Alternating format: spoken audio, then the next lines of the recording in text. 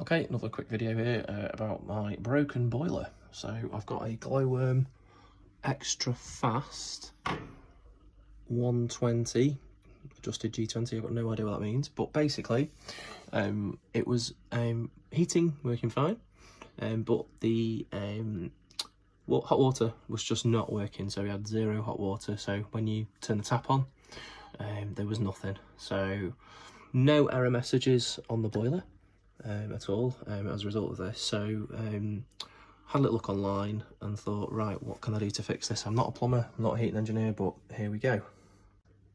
So the cover on the front just lifts off like so, and then if you lift the control panel down, it drops down like this. What I would say is switch off the boiler at the mains here. We've got hive heating as well. That switch there to switch it off. This is obviously after I've done the repair. So what I worked out was it was the domestic hot water sensor, because the boiler was throwing no error messages. So I went online, had a look, and I thought, well, we turn the tap on and nothing's happening. So it's got to be something to do with the fact that it can't detect that we're drawing hot water. Now this is the sensor here, the domestic hot water sensor on this boiler.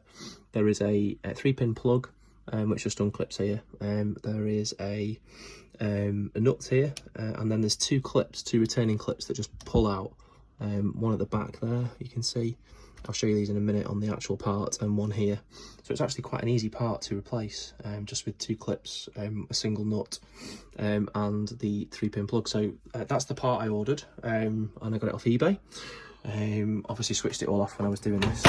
And a little bit of water leaked. I switched off the mains water down here before I did it, obviously, and then drained the hot water system by running the tap for about 5 or 10 minutes. But I've put that new part on, and as I said before, it was not drawing any hot water at all.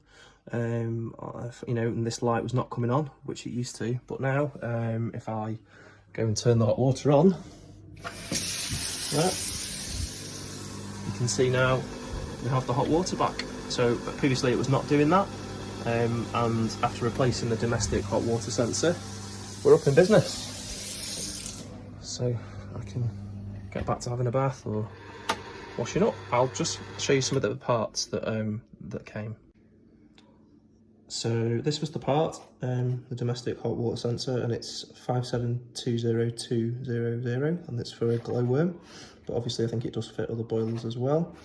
So that's the box it came in. As I was saying before, here's the two retaining clips that just literally clip in at the top of the pipes, and will obviously lock onto the sensor here, and then this one slides in here like that. There's two brand new rubber O-rings that came with this one. These are the old ones that came off. As you can see, a little bit corroded up. But all this basically does, this sensor, if you can see inside there, there's a little impeller, a little gear, and what it does is that spins round when you draw hot water, and obviously tells the boiler to fire up and turn the gas on, shall we say, and the heat exchanger. So yeah, it was worth a gamble. I thought for £18 I'll give it a go, and yeah, it's done the job, it's worked. So if anyone else has this fault with their Glowworm boiler or other boiler, then it might be worth looking at. If it's this part number here, it was about a 5-minute thing to replace, but it's fixed the boiler. So there we go. I'll put a link in to the part in the video description, but yeah, there we go. So yeah, the boiler's up and running. It's a Glowworm Xtrafast 120. Thank you very much.